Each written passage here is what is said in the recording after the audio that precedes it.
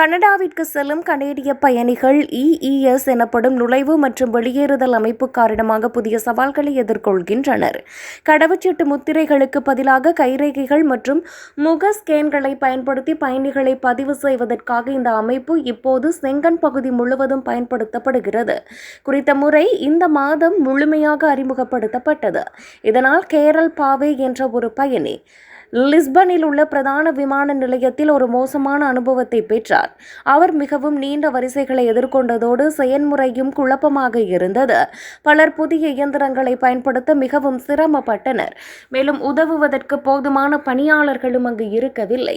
இது விமானங்களில் பயணம் செய்ய இருந்த பயணிகளுக்கு தாமதங்களையும் மன அழுத்தத்தையும் ஏற்படுத்தியது. மற்றொரு பயணியான மார்க் லீஷ்மன் என்ற நபர் தனது விமானத்தை கடைசி நிமிடத்தில் சென்றடைந்தார். பாரிஸ் சார்லஸ் டி கோல் விமான நிலையத்தில் இந்த சம்பவம் நடந்தது. அவரது குடும்பத்தினர் முன்கூட்டியே விமான நிலையத்திற்கு வந்திருந்தாலும் அவர்கள் சோதனைகள் மற்றும் பாதுகாப்புக்காக பல நீண்ட வரிசைகளில் நிற்க வேண்டியிருந்தது.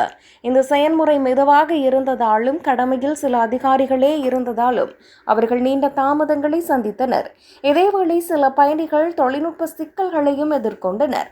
முன்னர் விமான நிலைய சோதனைகள் 30 நிமிடங்களுக்கும் குறைவாகவே இருந்தன. ஆனால் இந்த புதிய அமைப்பு முறை சோதனைகளுக்கு 3 மணி நேரம் வரை எடுத்துக்கொள்கிறது. இருப்பினும் இந்த புதிய அமைப்பு முறை பயணிகளின் பாதுகாப்பையும் கண்காணிப்பையும் மேம்படுத்துவதை நோக்கமாக கொண்டுள்ளதாக அதிகாரிகள் கூறுகின்றனர். இந்த நிலையில் இந்த அமைப்பு முறை வேகமாக மாறும் வரை தாங்கள் விமான நிலையங்களுக்கு மிகவும் முன்கூட்டியே வந்து விடுவோம் என பலர் கூறுகின்றனர்.